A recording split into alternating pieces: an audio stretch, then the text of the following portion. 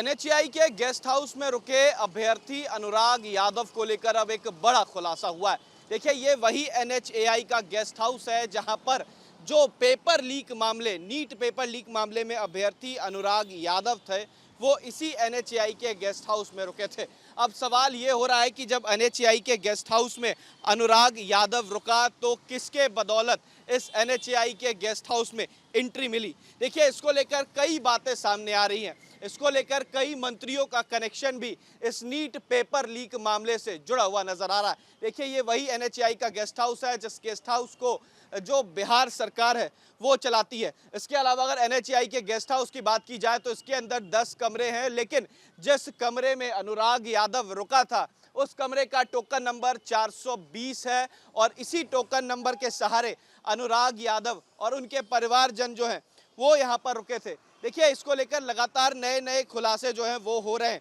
क्योंकि जो अनुराग यादव का सिग्नेचर मिला है उसके आगे रूम नंबर 440 लिखा हुआ है। इसके अलावा जो 4 मई को करीब 12:40 पर इसी एनएचएआई के गेस्ट हाउस में अनुराग यादव पहुंचता है और उसके साथ अनुराग यादव के साथ सॉल्वर गैंग के कई लोग जो हैं, कई मास्टरमाइंड जो हैं उसके पीछे लगे होते हैं। देखिए, जिस रजिस्टर की जिक्र की गई, जिस रजिस्टर की कॉपी न्यूज़ नेशन ने दिखाई, उस रजिस्टर को यहाँ से अब हटा दिया गया है। ये हटाने का मतलब ये जरूर माना जा सकता है कि इसके पीछे कोई बहुत बड़े नेताओं का हाथ जरूर है, क्योंकि जिस एनएचएआई का गेस्ट हाउस है ये बिना मंत्री के साइन किए अलॉट नहीं होता है और ये वही एनएचएआई का गेस्ट हाउस है जिसमें अनुराग यादव रुका था। देखिए, 5 मई से जो नीट पेपर लीक मामले में खुलासे हो रहे हैं उसमें एक बड़ा खुलासा, एक अहम सुराग जो है वो अब मिला है। देखिए, इसको लेकर अब लगातार तफ्तीश जो है वो की जा रही है। आज भी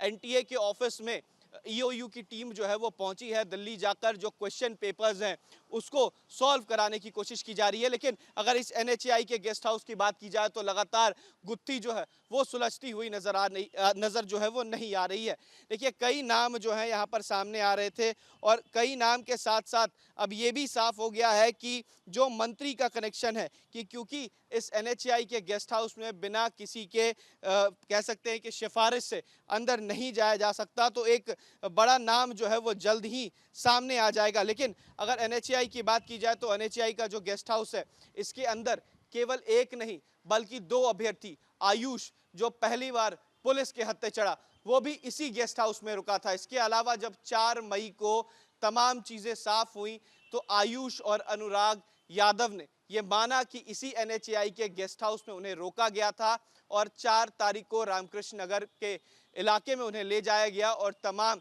क्वेश्चन पेपर्स जो हैं वो दिए गए। जिस वक्त अनुराग यादव और आयुष जो 2 कह सकते हैं नीट के अभ्यर्थी पकड़े गए, उन्होंने बताया कि उनके परिजन जो थे वो इसी अंदर रुके हुए थे और सॉल्वर गैंग के कई लोग जो हैं इसमें कह सकते हैं कि एक बड़ी उनकी कह सकते हैं कि हाथ उसमें नजर आ रहा है, क्योंकि जो नाम सबसे पहले आ रहा है सिकंदर यादवेंद्र, ये पेशे से इंजीनियर और बिहार सरकार के कई विभाग में इंजीनियर रहा और रसूख इतना कि पहले वो समस्तीपुर रहा, अरवल, औरंगाबाद और पटना में जूनियर इंजीनियर के तौर पर यहाँ पहुँच गया। तो सबसे बड़ी बात कि किसने, किस मंत्री के कहने पर ये एनएचएआई का गेस्ट हाउस जो रूम नंबर 420 है कहां से आया, ये तमाम तफ्तीश जो है वो जारी है। लेकिन कई मंत्रियों के नाम सामने आ रहे हैं, इसका खुलासा अब तक नहीं हुआ है, लेकिन ये जरूर है कि बिना मंत्री के कनेक्शन के ये घर, ये एनएचएआई का गेस्ट हाउस किसी को नहीं दिया जा सकता। वीडियो जर्नलिस्ट सत्येंद्र कुमार के साथ उत्कर्ष, न्यूज़ नेशन, पटना।